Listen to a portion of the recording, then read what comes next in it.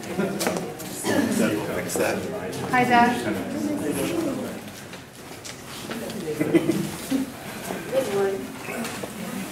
going to sit up here somewhere. Okay. Thank you.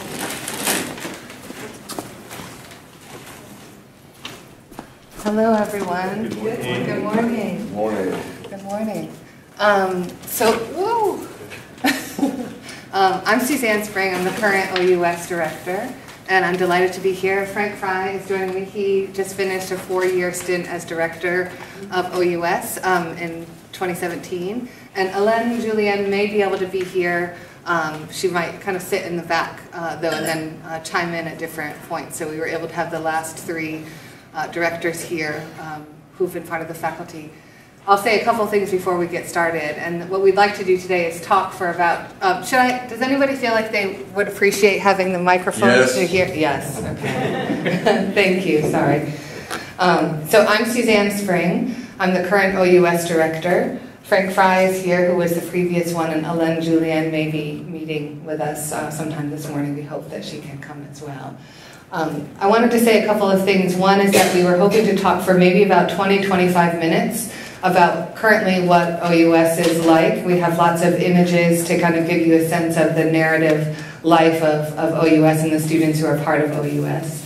And then we'd like to open it up to have a more conversation like reunion college sessions usually do. So we're excited about that. The title for this talk was created by Veronica McFall, and she's fabulous. I hope you all have had a chance to meet her already, and if not, you will meet her sometime this weekend. But in thinking about the state of OUS, I think about it a little bit like the State of the Union. I think at Colgate, OUS is its own state. And I think students experience OUS sometimes in a way that's quite different from the way that they might experience the rest of Colgate. And that's the same thing about how they might experience this space and Alana and the Women's Studies Center and some other different places on campus that are really kind of like their home states. And I think sometimes they act in countercultural ways to the dominant culture at Colgate, but also they are Colgate. And you'll see in terms of if you're meeting some of the different OUS students this weekend, we hope that you'll get a chance to hear from them what their experience is like, and we'll try our best to be true to that experience through the things that we talk about today. I'll also say that I'm an introvert. I'm really shy. I don't really like getting up in front of people. I wasn't really the right person to take over for OUS, but I'm here. So all those things as an aside, I'm really delighted to be here and to meet OUS grads and people who are really committed to our program, and OUS children who are also somehow part of the OUS family. So glad that you're here. Okay. So I'll talk first for about 7 minutes or so, and then Frank's going to talk a little bit, and then we'll talk a little bit about the future of OUS, or what we're imagining or what we hope. And I haven't tried this yet, so we'll see how it works. There it is. Okay. So one of the ways that we talk about OUS is that it is one of 3 scholars programs on campus. It is the second oldest scholars program. It's 50 years old this year, so we've been having a lot of celebration in terms of thinking about its 50th year. The 2 other scholars programs that are formally created are the Alumni Memorial Scholars Program and the Benton Scholars. Benton is about 10 years old. If you take a look at this image, this is from our webpage, and one of the ways that we talk about this, and when we're looking in terms of admissions, we're thinking about these qualities here. Students who have demonstrated talent, creativity, intellect, and determination in the face of significant challenges. And sometimes those are structural challenges in terms of the ways that students are navigating a larger dominant culture that is based in white supremacy and racism, that is based in capitalism and a structural reality that really disenfranchises large numbers of people.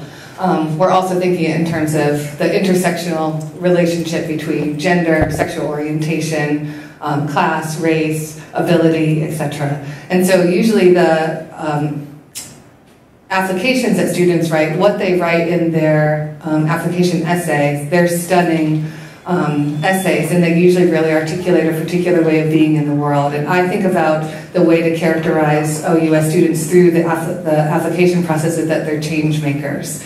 And so when we're looking at the kinds of essays that they're writing, they're young people who have, through their lives already, have overcome many obstacles, personal, familial, communal, structural, but they're also students who really make significant change, and when they come to campus, that's who they are. They change this campus every day.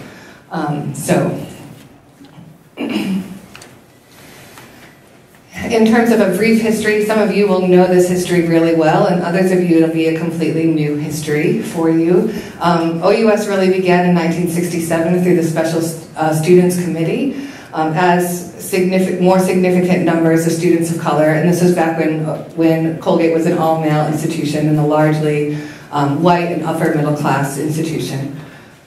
So this first committee starts as a structure for support of students.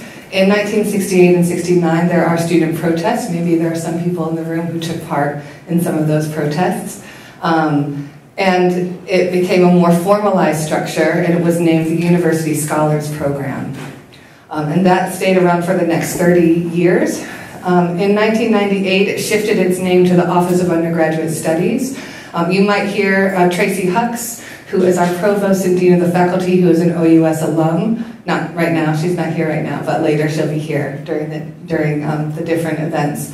The name of scholars in that period of time was used as a derogatory term and a racialized term. And so one of the moves to kind of move away from that terminology was to switch the whole name of the program, and it became the Office of Undergraduate Studies, which is what it is now.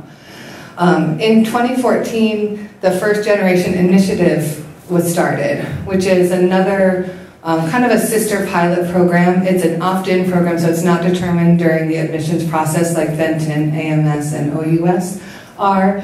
But all students who are first-generation students are invited to join the First Generation Initiative, and a number of students do choose, and all of the programming and all of the support are directly underneath OUS, and it's really seen as one community. So we talk about ourselves more often nowadays as OUS first than OUS. So that's where we are right now.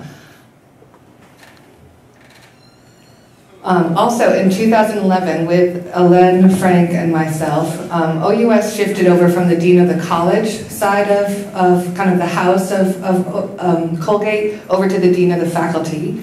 And so it is now led by a faculty director. Ellen was the first, Frank, and then myself. This is our current team. A couple of us are here today. Usually if I introduce Frank Kwan, who is here in the back, the whole room erupts in like claps, snaps, and like yells and shouts. So he is the beloved. Frank describes him, if Frank Kwan was not here, the whole ship would sink. And I think that that's absolutely the truth. And people in the back are also nodding their head, the students who know and are recent alums. Romelia Loaiza is here also in the back. She is our program coordinator. She just came back in January and joined our team, and she is an amazing leader and a person who makes us do the things that we need to do before we know we need to do them. And so I'm super grateful for Romelia. Enrique Nunez and Drea Finley, they're not here right now. They're at a conference called ENCORE, which is on race in higher education, a national conference. Enrique is our First Generation Initiatives intern, and so he does a lot of work similar to some of the work that Romelia does in terms of outreach to students, one-on-one meetings with students, and all of the different programming that we do in the house. And Drea Finley is an OUS alum from 2013. They are the administrative dean and the director of our First Gen Initiative program. Also, I think if Frank is the what keeps the ship afloat, Drea is the spirit and the soul of the program, and I think all students would agree with that, that they are what breathes life into OUS. A few images for you to see. Please come down to the house. So the La Casa, the little red house down across from Merrill House, is the OUS first house. The whole house is the space for our scholars program. You can see the library here, is filled. So most of the work that we do in terms of some financial support is through a discretionary fund, which is through the generous support of many amazing alumni donors, including many OUS alums and including our own graduating classes of the last couple of years who are giving their $13 over courses of years, which is something that Colgate is trying to encourage more. But we have a book library program where students can take whatever classes they're taking. They take the books from this library, or we buy them. We usually spend about $15,000 in the fall semester to begin to provide the different kind of books that students might need for their courses. As you may remember, for those of you who are alums here, it's incredibly expensive to buy books, and every year it goes up even more.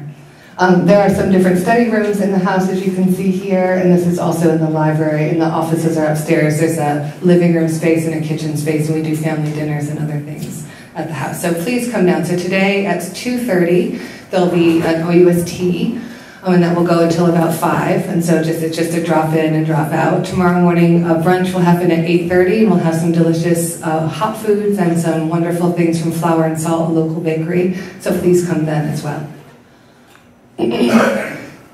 Once a month, we have a full family dinners with all 4 years of OUS First Scholars, and so you can see some snapshots from some of these images here. And then usually every week, we're also having class year by class year dinners and different programming on campus. That happening on campus in the house.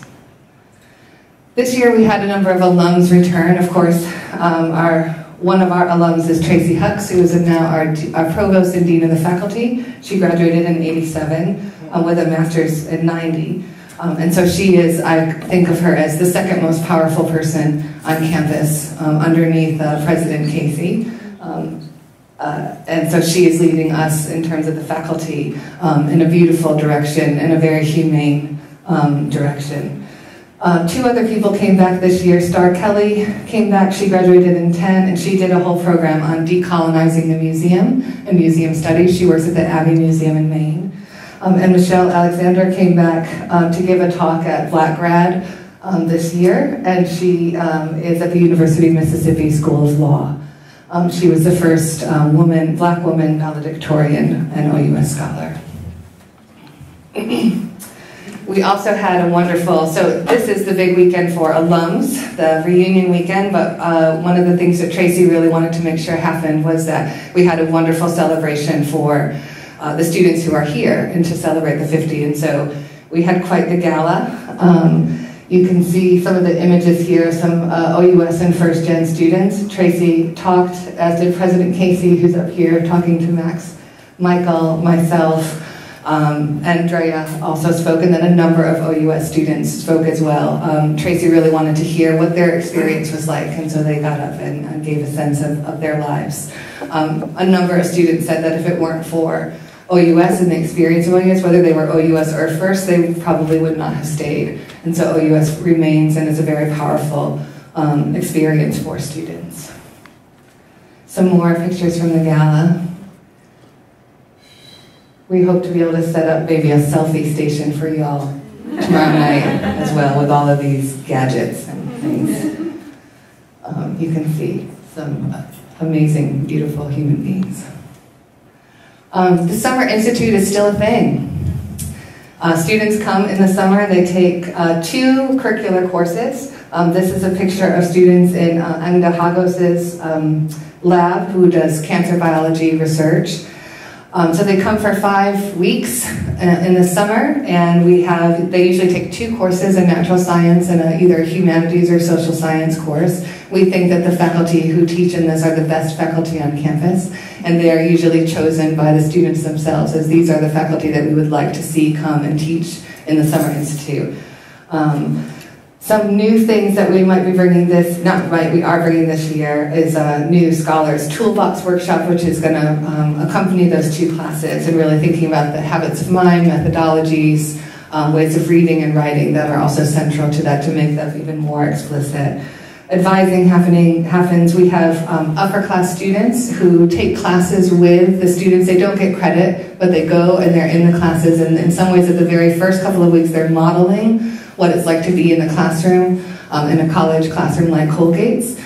They're usually juniors and seniors, but then they're also doing peer consulting, mentoring, tutoring outside of the classroom in the evenings as well, and then they serve as what we now call CLs, which are RAs for them. We bring in some different people from campus resources as well. The students, when they come, it's really interesting. This year, I don't know if we pitched it slightly differently or we just have a really strange class coming in, but we have 44 students coming in this year. We usually try to have around 36 is the ideal number, 12 in each class.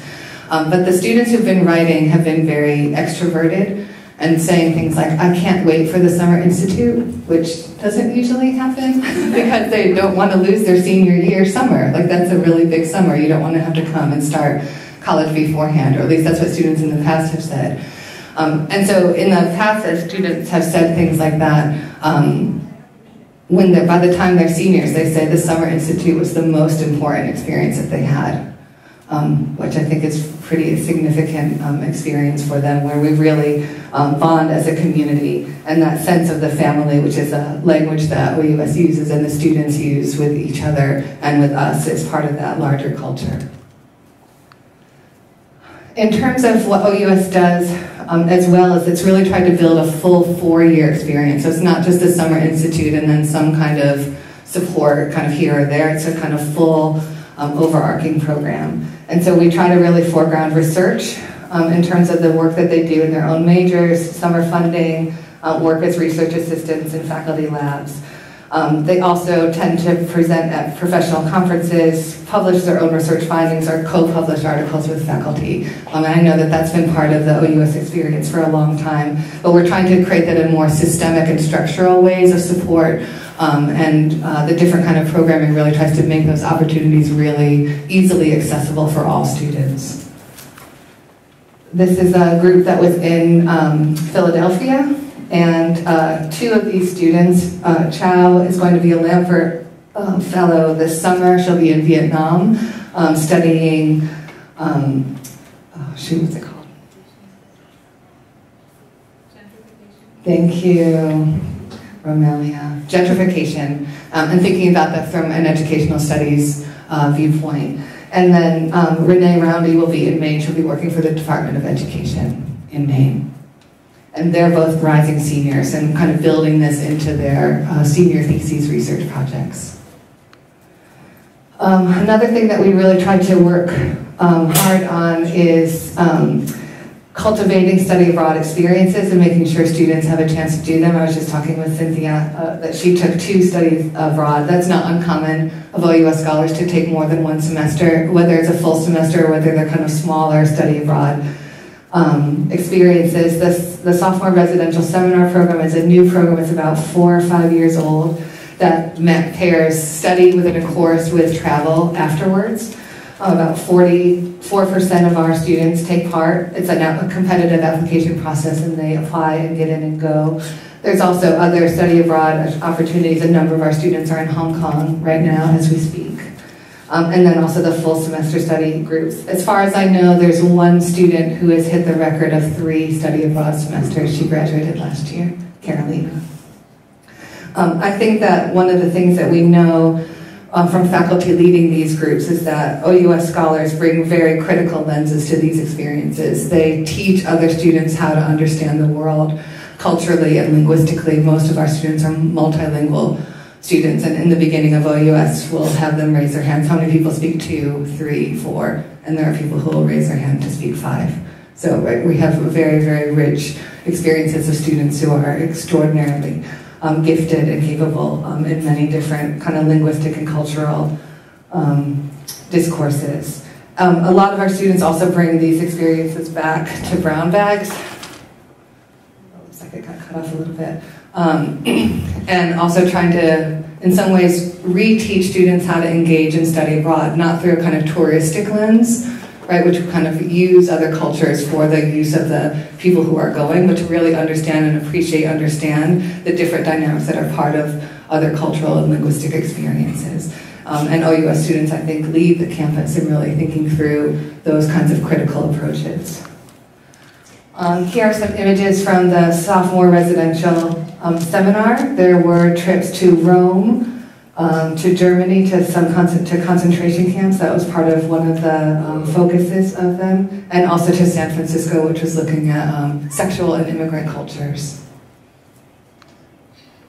Lastly, we try to do a lot more in terms of also supporting of internships and fellowships to make sure that those are accessible for OUS scholars and first-gen scholars to take part in.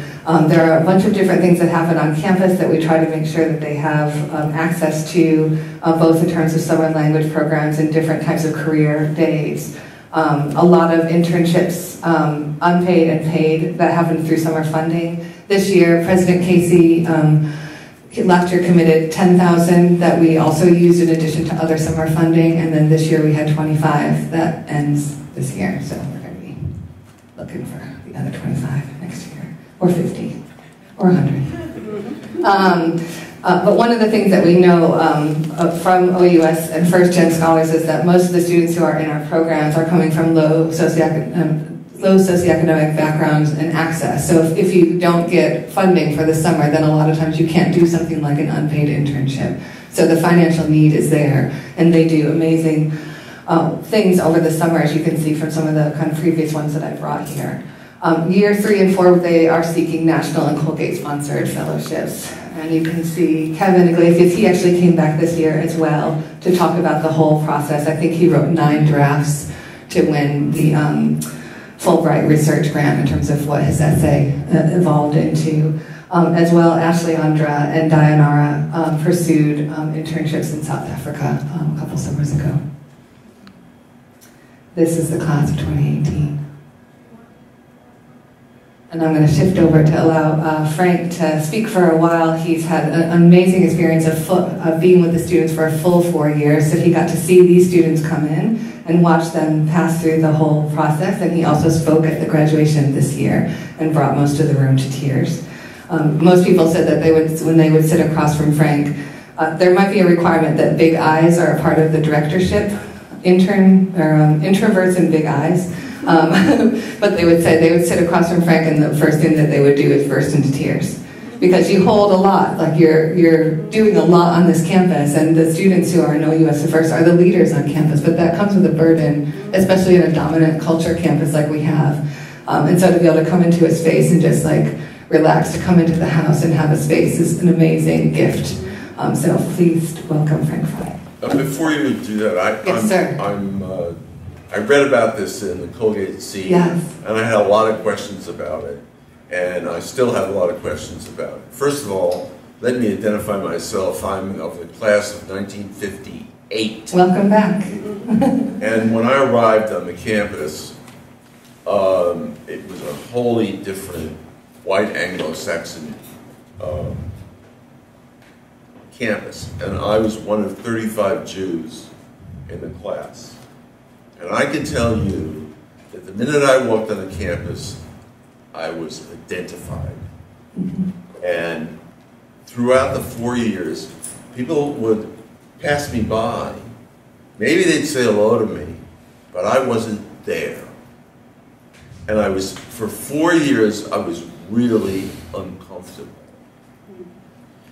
And when I graduated, I was really happy to leave, because I went on to Yale University as a graduate student, and of course, none of that was part of the social life of the campus. So, what I want to know about is this a remedial program? 2, what do they do in the summer? And 3, the big question, which is, how do these students from diverse racial and cultural backgrounds fit in, feel like they're part of the Colgate community? That's really, really, really a tough nut to crack.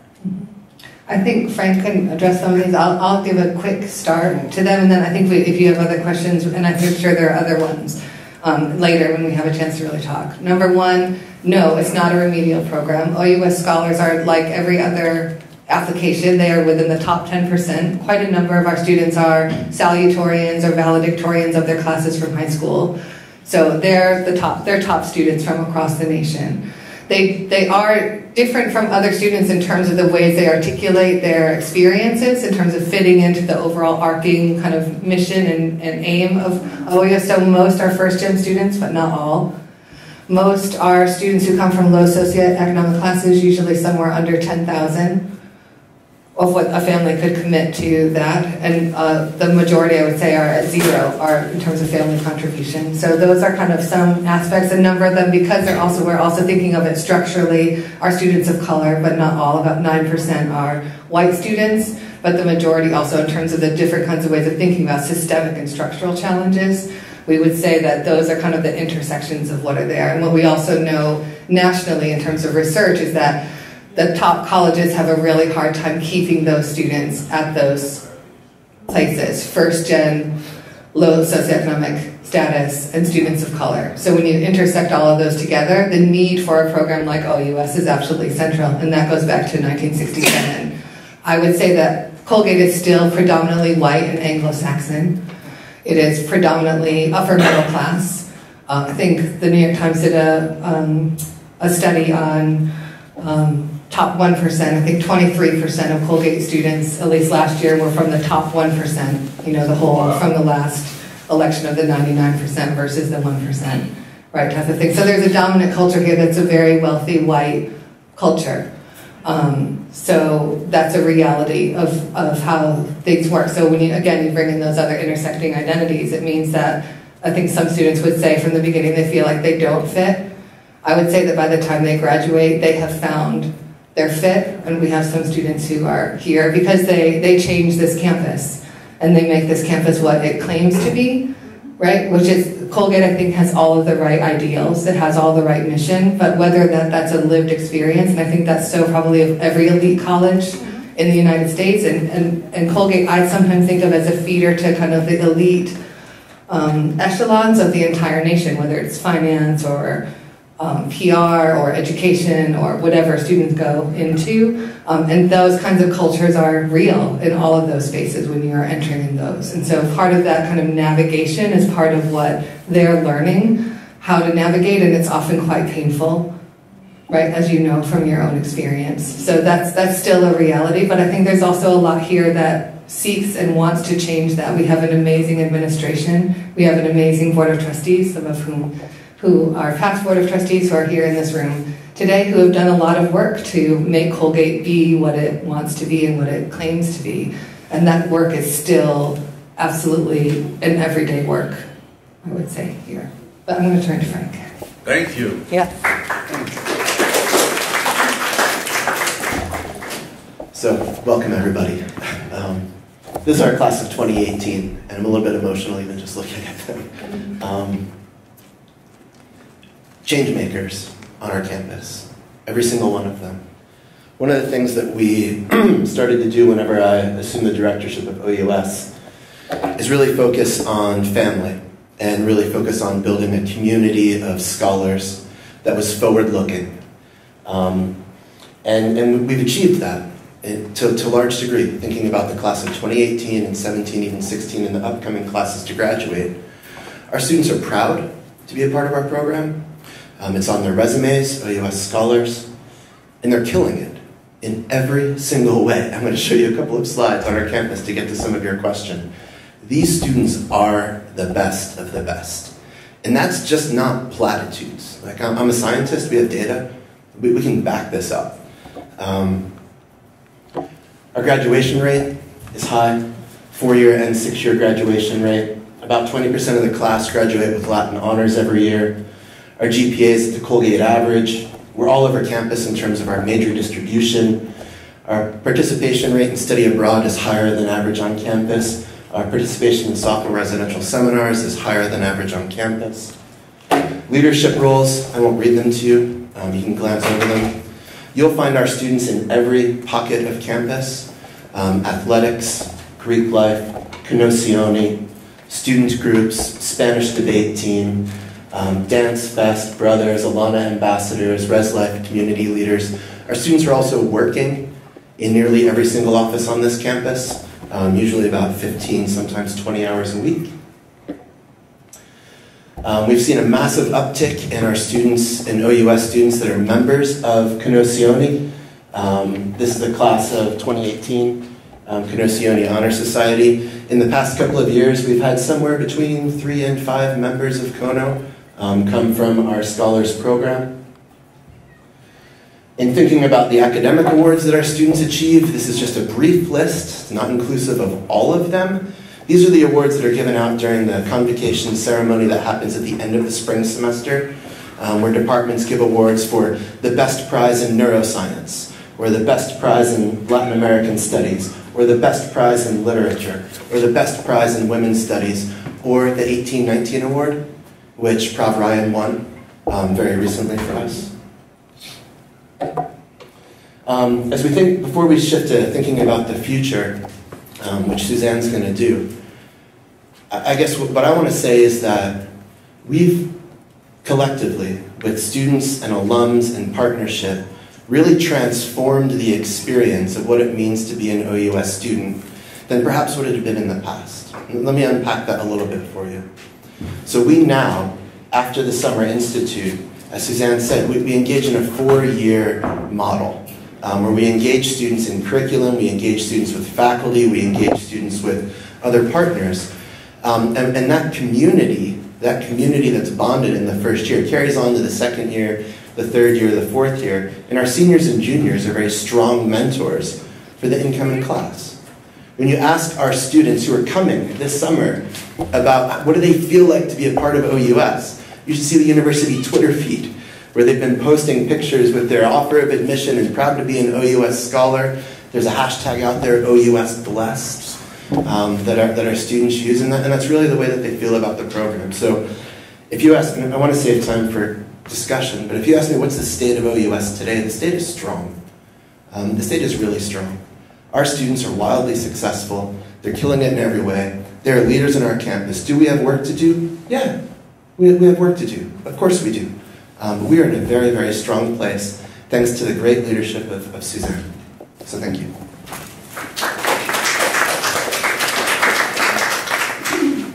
I'm 1 year in. It's not me. Just so it's FYI.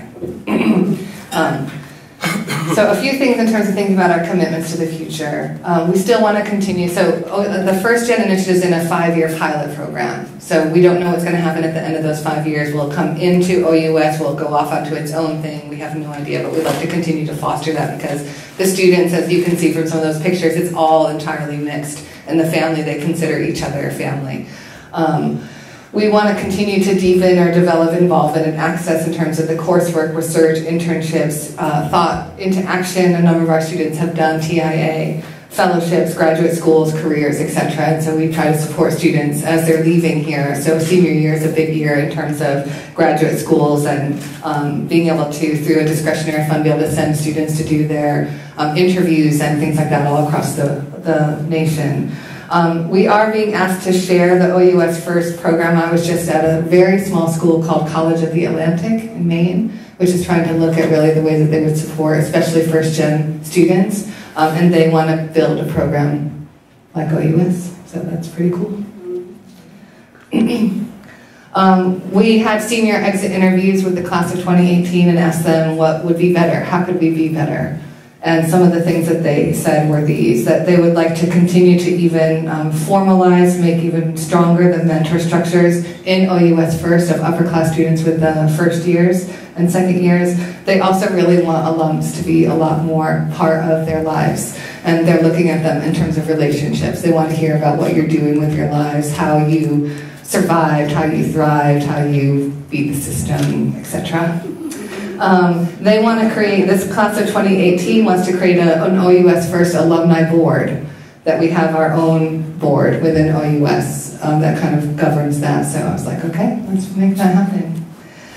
They'd like even more senior year career and life after Colgate. Career Services does a lot of really good programs, but sometimes in terms of those particular challenges that OUS scholars and first-gen scholars might face in the job market and in careers, to kind of frame those even more within our particular house and programming. A big part of it has also been really to think about, I think the OUS model is to look at the whole student, emotionally, psychologically, intellectually, emotionally, relationally, etc. And that's the strength, I think, of our program. One of the strengths of our program. But even so, I think a number of students who we talked with this year had said, I wish that I had made better use of mental health access, and really thinking about from the very time that I got in here. And so thinking about how we do that better will be something that we do this summer. We also have an amazing new hire that will be here in Alana. Her name is Liana, and she is someone who comes from the mental health field and background, and she will be the new director of Alana, and she is, I was just stunned by her. I asked her to be my best friend. I don't think she's going to be my best friend, but everything that she said was so in line with the ways that we see OUS, and so I think there'll be some really great collaborations between OUS and Alana. We're still really thinking about structural change. In order to have a good experience here at Colgate, it means that Colgate has to change too. Some of those are financial. A lot of the things that we do are through a discretionary fund, again, through some really generous donations, small and big. We'd really like to build an endowed fund, which would be, so something like AMS, the Alumni Memorial Scholars, they have an endowed fund, and every student has $6,000 that they can use over their time here, which would be to do an internship, to do original research, and they apply through formal structures to do that. We would love for that to be part of OUS, that every student comes in and has an X amount of money that they can make use of and do all the different things that they want to do. So Frank worked with advancement, I worked with advancement, I'm working with advancement, and we're looking to build those. One of the biggest part, though, is really changing Colgate's dominant culture and thinking about our campus climate and continuing to do that work. And for me, as a white person, it would be, I work a lot, in the past I've worked really closely with a lot of white students who think about white racial identity development and thinking about the ways that structures shape our lives. I'm doing a lot less of that now in my role because OUS is my heart and soul. But I think that that's a big part of what the campus as a whole needs to do. And so we'll continue to do that work to reshape and help Colgate become what it believes it is and what it can be. So we're super excited about that work. And I think that that's it. So we have about 20 minutes or so to open up the conversation. I think at this point in, if you've been to reunion colleges before, this is my first, so just come now. It's a more of a kind of open conversation where you can, more questions could be asked if you want to be able to ask some questions, if you want to talk about your own experiences or things that you would like to see us do that we could do better, that were things that happened when you were here, and we should bring those back, but we don't know about them, and so we're not doing those. Or other kinds of insights, sometimes that some people who can see these things from the outside can see things in ways that we can't see them because we're so kind of from the inside. So we'd just love to open up this conversation now to any of those conversations. I'm really excited. My name is Cynthia Duncan Joseph. I'm in the class of '93. And I'm excited to be back. I love Colgate. I had some different experiences. I had good experiences, but I had some challenging ones. But I think the work that I do now as a professor and also working with student retention at the university I work at comes out of the experience I had here. So thank you for that. What I'm happy to see, and I hope really continues, I'd like to know more about later, is how we can help with the funding to do the academic support. I was a great student here, but I never had the research opportunities. Mm-hmm. It was kind of there, but it wasn't there, and I think that was a challenge. So when it was time to graduate, those challenges, my family not being able to pay for me to do certain things like internships, then when I went to graduate school was really my only choice because I hadn't had the work experience. So I want to say I think I'm really happy to see that has transitioned to be much more structured, and it makes me want to maybe get involved a little bit more than I see that's happening. The one thing I noticed in the picture though, and I'm just curious, I don't see a lot of African American male representation. And when I was here, that was something, we had a lot of Caribbean, not a lot, but some Latino, but there was an effort to bring African-American males in. Is that not happening, or are they just not reflected in the most recent class picture you showed? Yeah. I can answer that, or you can You answer can, that? you can start, and I can follow for this year's. Yeah, so we talk about this year's incoming class. I can say that it's been variable over the years. If you look at the past 10 decades, and 10 years, and you break out like what were the incoming class in terms of racial demographics or state demographics, and it varies. And part of that variation is that we have very little control over who actually applies to Colgate to be in the pool to begin with, whenever we're looking at and selecting applications. The class has trended to be roughly, in terms of racial and ethnic distributions, over the last 5 years or so, roughly 40-ish, 38% Hispanic, Latin American, Latino, Latinx, roughly about 35% African American, Caribbean American, etc. And it does vary throughout the years. And I can share the actual numbers with you later if you like. I'm really very curious about this whole thing for a variety of reasons having to do with my experience. Is there somebody in the room who graduated in the 70s? Got a bunch of us. who could tell me what was it like?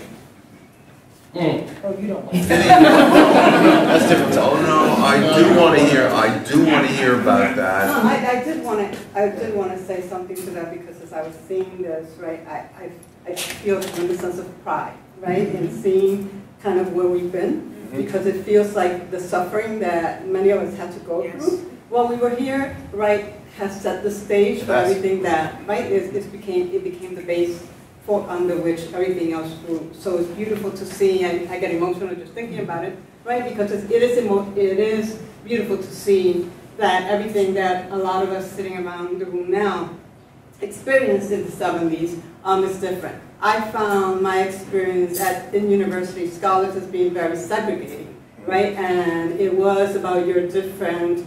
We sat in a room once where we were called niggers, and right, we have to be careful because this is a white majority campus. We have special programs for you. And we have special programs for you. It was very much about remediation. So it always felt in retrospect as though the focus was more on our challenges versus our capacities, which I think is a major shift in what I'm seeing in the thinking today, right, regarding what we bring to the table versus what we have to do to shift to fit in with the majority of students, right? So it made it very difficult for me as someone who didn't want to be pigeonholed and had never seen myself as a minority, by the way, because, right, the communities I come from I'm a majority, right? In the South Bronx, I was a majority, right? In Puerto Rico, I'm definitely a majority. So coming into a community where for the first time I was perceived as a minority was also very challenging,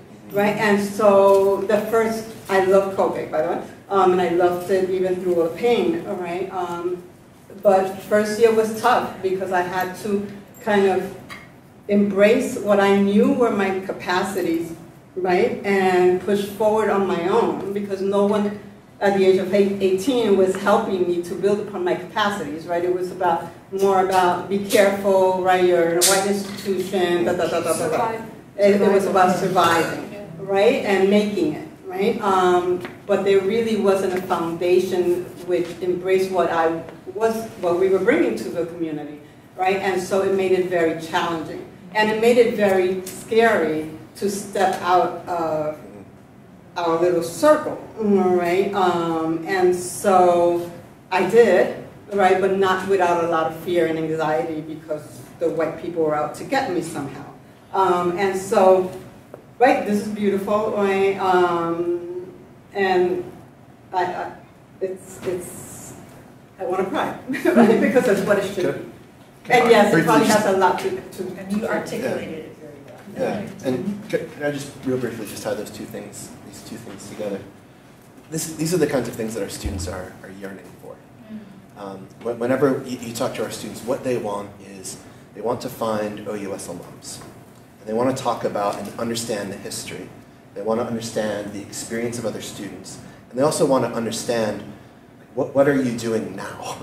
And not in the sense of, can you get me a job, right? But to have those role models from the 70s, from the 80s, from the 90s, from the 60s out there, a network that they can connect with. And we found, in my time, I found that a bit challenging to build that community network. I started a lot of outreach with alums, and it's just a challenge, right? And because there's no centralized real way, even for students to find you. Like they can't go on Navigate and say, search for OUS alums, or something like that. That doesn't happen. I think that in terms of supporting our program and taking us to where we need to go next, we need the support of our alumni community. Not only to help guide the vision and the mission and the research and the experience, but also to partner with us in this advisory role. And how we do that, I don't know, but I see that as the next big thing for our program. I'm sorry, Bill, I didn't mean to interrupt you. Okay. Class of 71. I'm a charter member of the Association of Black Colleges. To answer your question, what sparked our sit-in in 1968 was the blackball of a Jewish student from a white fraternity. Really? Yeah. Know your history. Well, hey, listen. That building down there, the Sigma Jewish Chi. Cultural Center, that was our first cultural center. Before that, it was the main. Right. The basement. So that we weren't brought here to be ourselves. We were brought here to assimilate. When Colgate in our years and before admitted black students, they admitted them from predominantly white communities. Right. So that we figured we brought you here, you can fit in because you went to a predominantly white high school and you did well. And some of the discussions we had when we first got here after the Association of Black Collegians got together was, people said, well, we don't know where to find minority students. Stop looking at the golf course because we don't play golf. Stop looking at the clubs, look where we live. And so there were some cultural changes then where we got some folks from Newark and the inner city. But the affirmative action for most of the Ivies and predominantly white schools was, let's find black people who live in predominantly white communities who scored well on their SATs or PSATs and did well in school. And we were expected to assimilate, to change who we were, to be part of this. And I'm wearing part of my rebellion now. Don't give it up. Because in 1968, a group of us went to Syracuse and bought self-piercing earrings to pierce our ears. So I've been wearing earrings since 1968 Colgate. And I worked all the way through Columbia Law School trying to look for a job. But, excuse me, I am dominating this discussion, and anybody can just say, shut up, and I want to talk. But there are two aspects to what you said. First of all, the goal you thought or felt was that you were going to assimilate into the white culture. No. It wasn't a goal I thought. No. If you were going to get along, just as I went through high school, you better conform because you got weeded out otherwise. Now, most of us when we went to high school were termed to be gifted Negroes. That was the term. That's because we could read and write and compete well. And that didn't much change when we got here. So it wasn't about being who you were. No. It was about, can you assimilate in the majority culture? And No, it's that's very clear that we were told this, so this is not. I'll never forget taking the van from here to the bus station in Syracuse, and a white male who lived up here on the hill was so negative about students of color. He didn't know I was, because I had on a hat and gloves because it was cold. I slowly took my hood off so he could see my braids as I went like that. And I turned around and I said, "Excuse me, what do you mean?" He said, "When in Rome, you do as the Romans do." I said, "I'm sorry, I'm as just a bit much Colgate as you are." And we had a huge argument. When I went to study abroad, I was told in China, I was the first black female to go to China with Colgate. I did not belong there. And they made sure I understood that. These are Colgate students. No matter how successful we were in a classroom, we were always told. So there's no, this OUS was a lifeline. It is who we were. We shed many tears, but we had each other. I got involved in many ways. The mention was my link team. I was a link. There weren't many of us who did those things. And so you could say, what was this like? Was it real? But we were always educating the other. Yeah, but we came here to be educated and to learn about ourselves. And it's really tiresome to constantly live in a society where we're constantly educated, but nobody wants to know who we are. Well, justify your existence. Yeah. We don't have to justify who we are. We are. Yeah, I'm gonna actually ask you. You said if you could step back, that would be great, because I think there are a lot of. Please. Affirmative action. Yeah. If I talk to people later on, you want to Colgate on affirmative action? No, hell no. I'm the reason there is affirmative action in Colgate, because there was none. Yeah. I'm the reason when I was at Columbia, there was affirmative action in Columbia Law School, because there was none. It was picking students who lived in predominantly white communities, who performed well, and then all my classmates at Columbia Law School fit the same profile. They went to predominantly white undergraduate schools. They scored fairly well, and they got into law school. So it was nothing about cultural history of being who you are. It was, again, how well can you assimilate to be successful?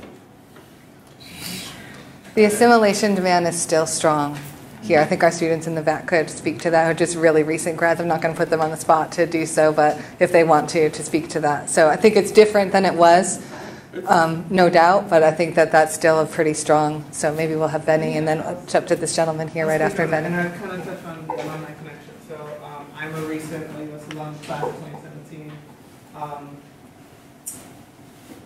Where do I start? I think I want to start with the alumni connection, because I think this is really helpful for me. Because I think being an OUS student, you kind of think, oh, I'm just crazy. Like this world, like this is how Colgate is. Like I feel like, I don't know, just hearing these stories kind of puts into perspective, like I wasn't crazy. Like Colgate does have a lot of problems, and they may not be as severe in the same way, but it still has a lot of the same problems. And I think me attending Colgate, a lot of my journey was about pushing against those things and being true to myself. I remember, and this is a small thing, it may be small, huge, I don't know how people want to think about this, but there was no Latin American dance group at the time when I was a freshman. And that seems like a small thing, like it's just dance group. But me and another member of my class who was OUS too, we basically had to revive it, and now it's probably the best dance. I'll be copying. No, but it's one of those things that like we get a lot of students, Latin American students, Latinx students, coming to our spaces who just want to have a space where, and they can listen to their own music. You know, it's one of those things where like you can't find parties. Even the parties you do find are very tiny, and it's like nobody wants to party with 5 people and 5 people only. So finding and creating spaces like that was so important for me at Colgate, and I think it's been important for the underclassmen. I've seen the Latin American Dance Company grow from 8 people to like 60 people, and that's just within a couple of years. So I think I say these things to say that, you know, Colgate has changed, but not a lot. And I'm saying this to also put out a plea to say, I do think these connections are really important. I do think it's important for current OUS students and even future OUS students to know this history, to know the lineage that they are walking in, to know exactly that they're not crazy. Like, Colgate has been like this for a while. It's not going to change, and it's not going to change overnight, and it's not going to change. Like, these are huge structural issues, and to know that people have gone through these things, people have succeeded, and I think that's really what Frank is getting at. That we want to know what you're doing because I want to know that I can make it. I grew up in a working class family, single mother household. I grew up locked down from the county jail. People who in my high school are still at home, barely making it, still living with their parents. And I'm afraid that, I want to know that I can succeed in this world. And I think a lot of other OUS students, in particular in my class here, because we still talk a lot, we're afraid of what, this is a huge learning curve for us.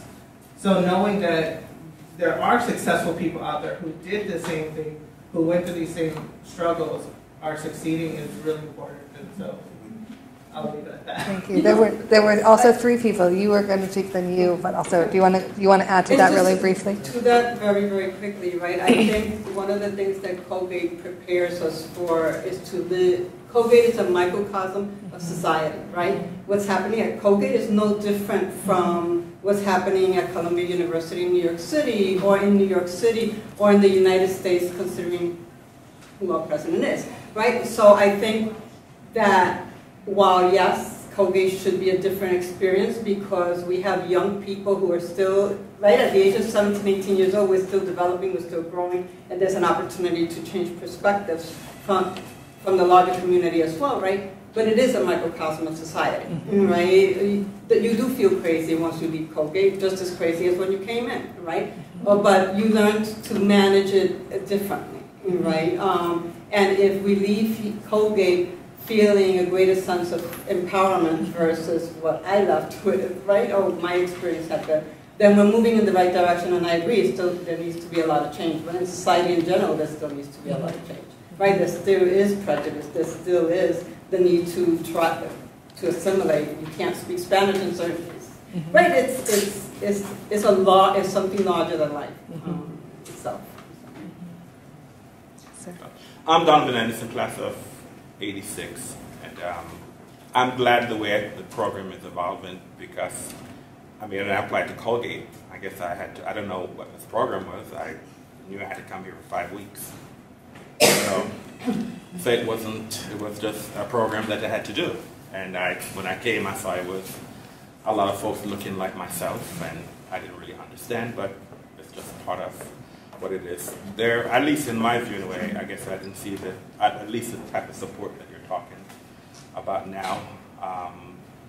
I was self-directed because I knew I came here 6 years removed from Jamaica, so I lived in New York City, and I made a conscious decision to come to this type of environment based on what I thought I wanted to do later on. And so it did prepare me for the larger life. After I left here, I went to Georgetown Law School, and I lived in Washington, D.C. So it did prepare me. There are issues. Colgate will always have issues. But it prepares you to better deal with the type of issues you're going to deal with. And I came here and did the non-traditional, and I came here. I used to be a tour guide when I was here, so I told folks that I took the 5-hour bus trip to come here, and I thought, it's a different environment. I saw a cow crossing sign, whatever that is. I've never seen that before. So I always say that to folks. But you know what? I made a conscious decision to say, you know what? This is a horrible place, and the only way I'm going to survive here is to be involved. But I did have my OUS friends, so I did step out there. Sometimes got hurt, but I realized that the only way I was going to be happy here is to be involved in the larger society, which I did. But I still had my backup. I knew when I got crushed, I could go back to my OUS friends who I made that bond in the summer. So there is I think with all the changes, we forget, but I think there was President Chop when she was here. I had donated some funds to Colgate, and she named something after me where there was a fund that you could bring alumni to come and talk to the current students.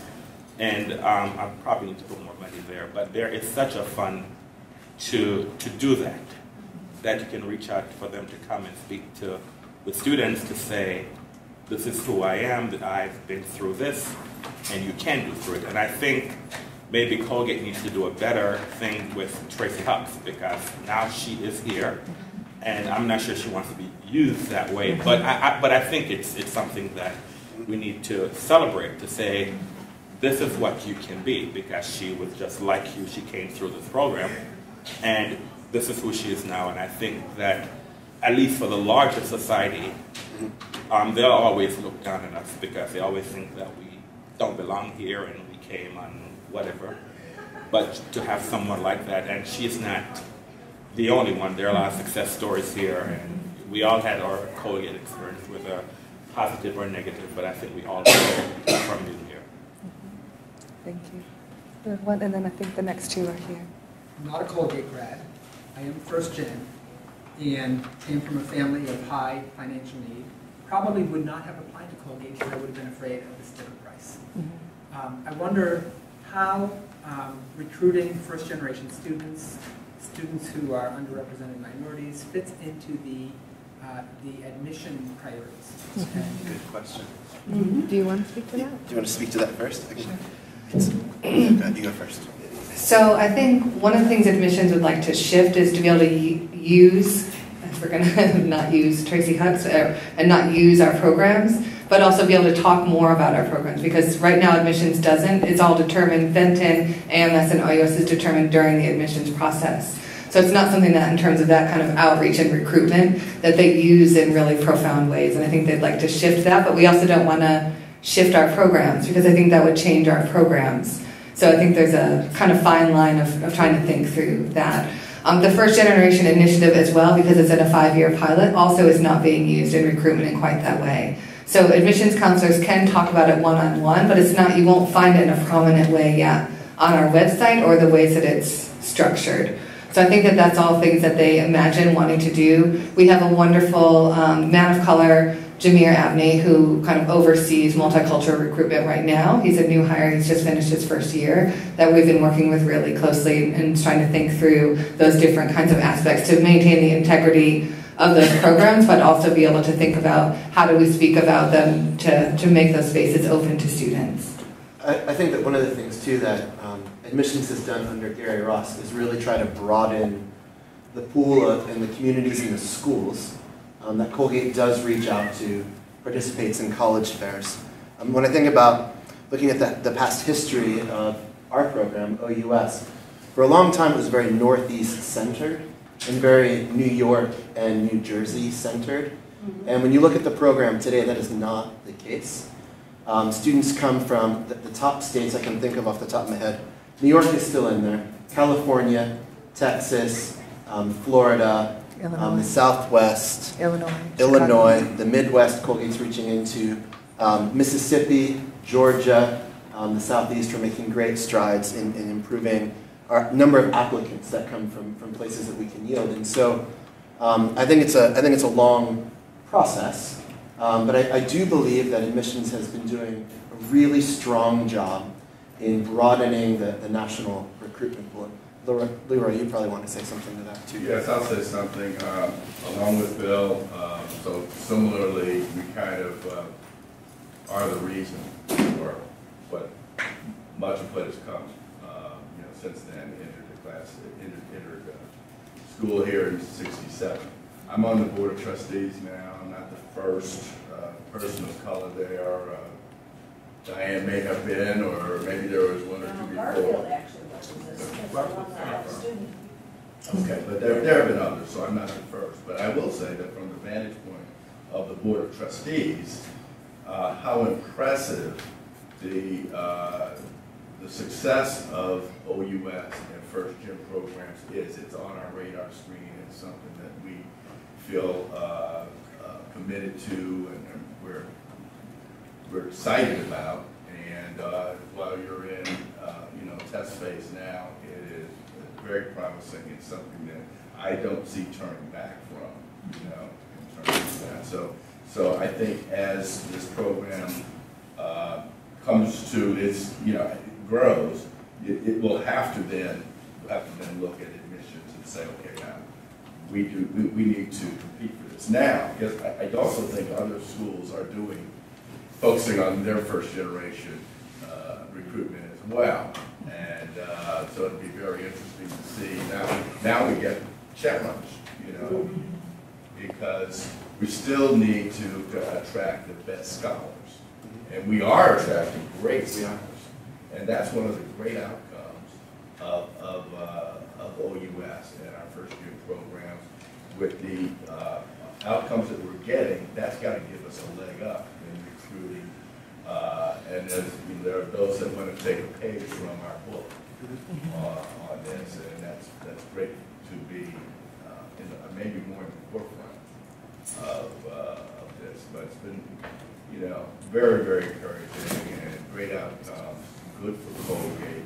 We want to emphasize that this is a scholars program.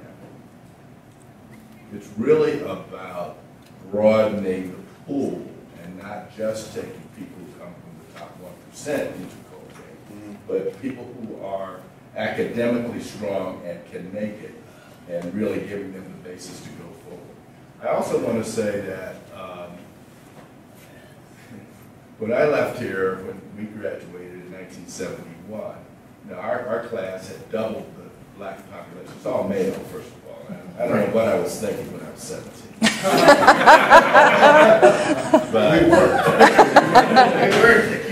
But anyway, when we left here, we were thinking, gee, look, there's just never going to be more people like me here. Yeah, there'll be a few, but it's just never going to be so.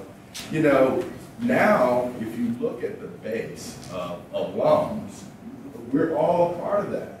You know, there was nobody like me that I could look to, you know, who had been out 5 years. There were college, but not in the numbers, not in aggregate. And now, as the Colgate alumni base grows, you know, we're a permanent fixture of that.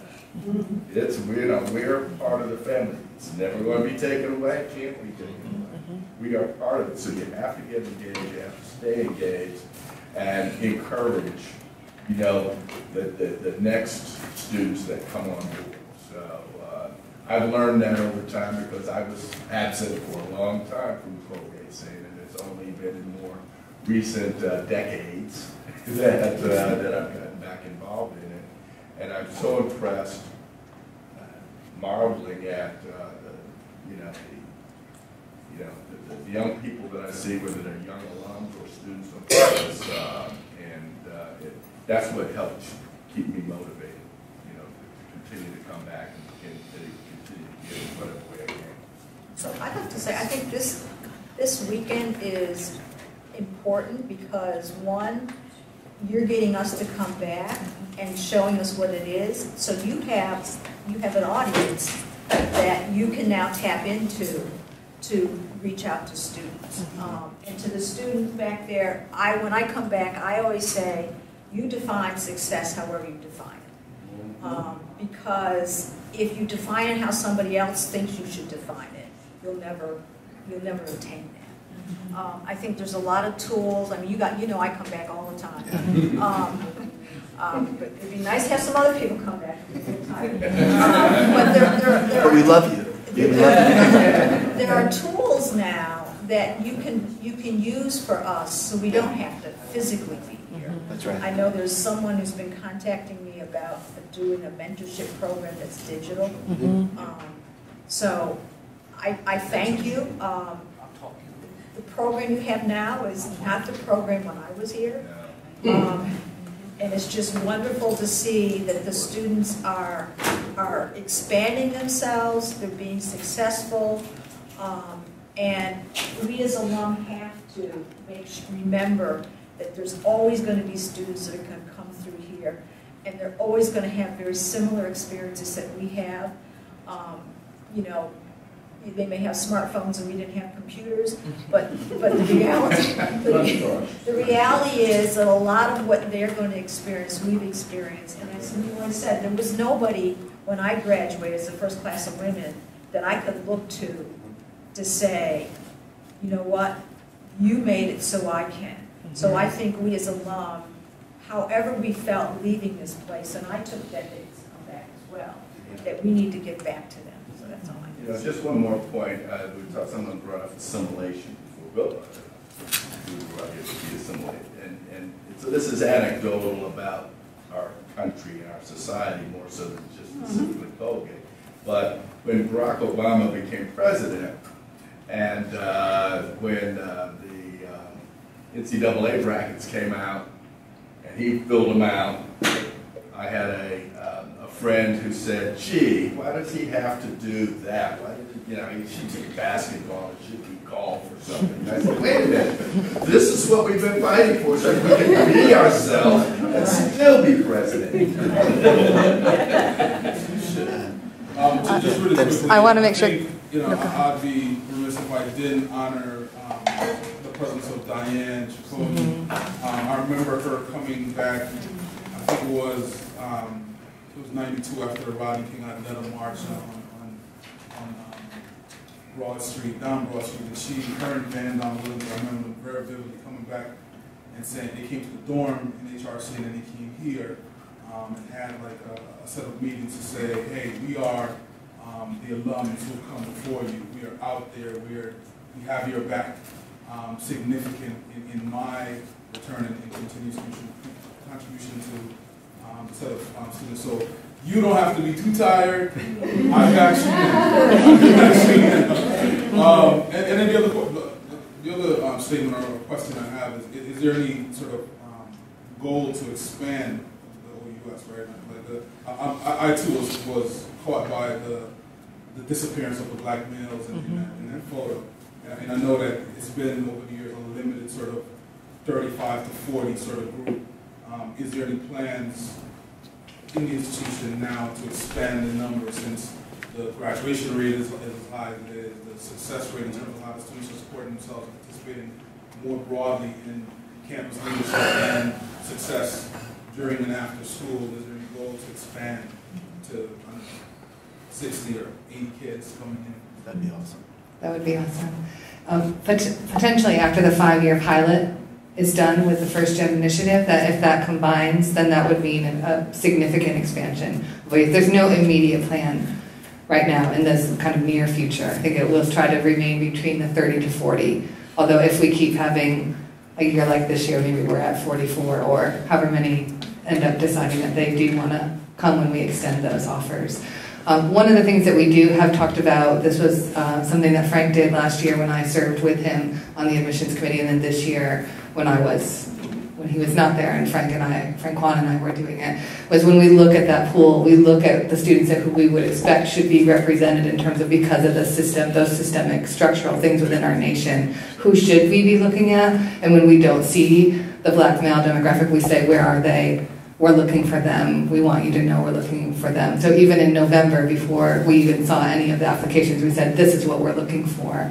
But still, those numbers haven't changed with this year's numbers. We're still at that same kind of a little over 40 and around 35 with that. So that's still something that I think we really need to think really carefully about, because that's a recruitment issue, but that's also a systemic, structural, national issue that we have to be thinking about. I still consider her my best boss ever. She and I worked in admissions together. We want some sort of thought partners in thinking some years. We would love that. I would love to join in. Yeah, certainly too. My field has been college admissions. I work on the school side of that now, but in school. But and I was here 95 to 2000 in admissions. Like really special. But I was catching up with admissions people, which is why I got here late. But yeah, I applaud the growth of the program, and I hope Colgate on things like first gen recruitment too. That is what most high quality schools are really prioritizing these days among cultural and background diversity and everything else. I hope it's quickly not a pilot, but a priority as well as growth of OUS. It's just central to being a high-quality institution. I just want to add one point. I think that as you think of the growth of this program as well, I hope that there are initiatives along with AOC, because my husband was class of '87, and many of his football teammates did not come through OUS, but they're coming up this weekend to support this celebration.